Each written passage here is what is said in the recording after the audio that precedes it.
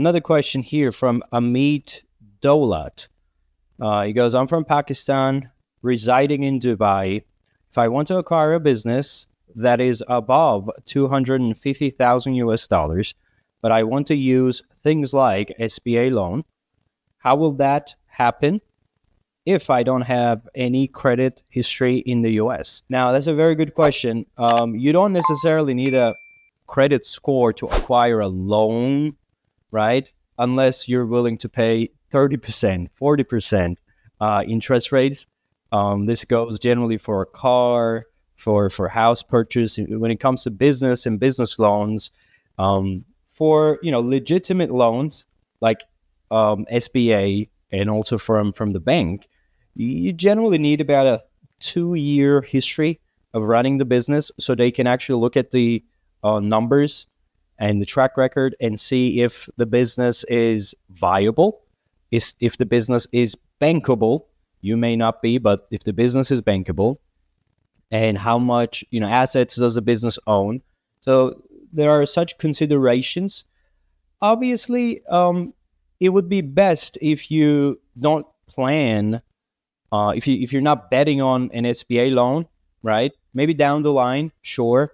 Right out of the gate, it could be a little unpleasant, but it is doable. It is doable. However, there are some conditions and there are certain things to consider for the E2 visa. And I'm going to throw the ball here at Patrick to sort of shed some light on how can somebody get the SBA loan and apply for the E2 visa. Hey, you want to come to the US, get the E2 visa, L1, or straight out a green card? We've been doing this for the past 10 years, and we wrote a book. It's called Own Your American Dream. What is special about this book is that we went back and have spoken to 21 successful applicants who opened up their businesses here and who are continuing to live the American dream. Hear it from them, because they talk about their fears, their mental state, what went wrong, what went right. The entire blueprint is there. You could just buy the book right here. You can just read it and make up your mind. Continue your video. So unfortunately, financing is very limited for people that aren't green card holders already in the US or US citizens. And,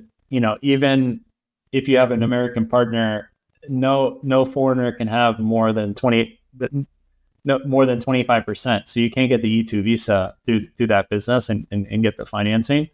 So I would say, don't waste your time looking to get financing for a business acquisition if you don't already have a green card, as you're going to be spending a lot of time talking to banks, financial consultants that maybe don't know the full rules. And there are certain exceptions where if you're already working for the business and you're on an E2 visa, I believe it's for after a year. Like you're the manager, then you can get the SBA loan, or maybe you are the spouse working at the business. But as a non-green card holder, the financing paths are really limited for these small businesses. It's different, like if you're raising capital for a startup and you're going to Silicon Valley and you have this new app.